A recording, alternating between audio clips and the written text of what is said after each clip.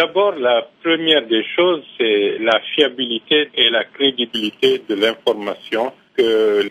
Alpha Condé donne à travers le monde. Nous doutons fortement sur la réalité de cet attentat. Comment peut-on admettre qu'à une dizaine de minutes du principal camp militaire de Guinée, le camp Alpha Yaya, que pendant 2 heures, qu'il y ait des tirs avec des armes lourdes et que le camp ne bouge pas pour essayer de savoir ce qui se passait. Donc, en d'autres termes, j'ai l'impression que c'est une machination qui a été orchestrée par M. Alpha Condé pour arrêter des militaires et des civils qui sont innocents dans cette affaire. Est-ce pour cette raison que votre parti, l'UFDG, a exigé une enquête indépendante? Bien entendu, parce que nous ne pouvons pas nous fier aux déclarations des autorités guinéennes, parce que par le passé, nous savons qu'il y a eu des machinations, des manipulations pour inquiéter soit des politiques, soit d'autres personnes, tout simplement pour le nuire. Est-ce que vous croyez que votre départ de la Guinée pourrait avoir donné lieu à l'accusation portée contre vous? Bien avant, je savais que j'étais dans le collimateur du professeur Alpha Condé,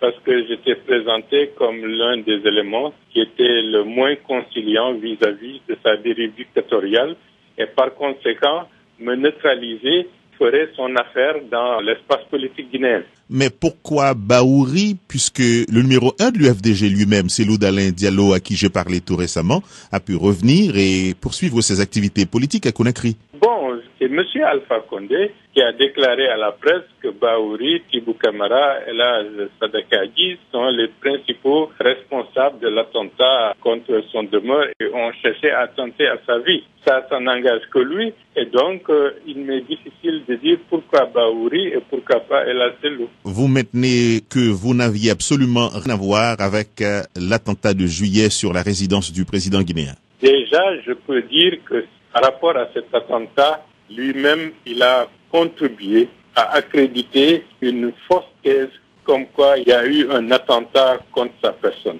Il y a eu des manipulations, des personnes civiles et des personnes innocentes sont arrêtées aujourd'hui et on cherche à neutraliser l'opposition et certaines fractions militaires qui ne voulaient pas du tout se plier au joug d'une nouvelle dictature que M. Alpha Condé veut imposer à notre pays. Allez-vous rester en exil ou comptez-vous rentrer chez vous dans votre pays, M. Bahouri? Je ne serai pas en exil. Je suis pour le moment momentanément à l'extérieur du pays. J'en profite pour rencontrer les structures du parti, rencontrer des personnes ressources et développer les idées allant dans le sens de l'émergence d'une véritable démocratie dans notre pays. Et par conséquent, dès que j'aurai terminé, je me donnerai les moyens de rentrer en Guinée.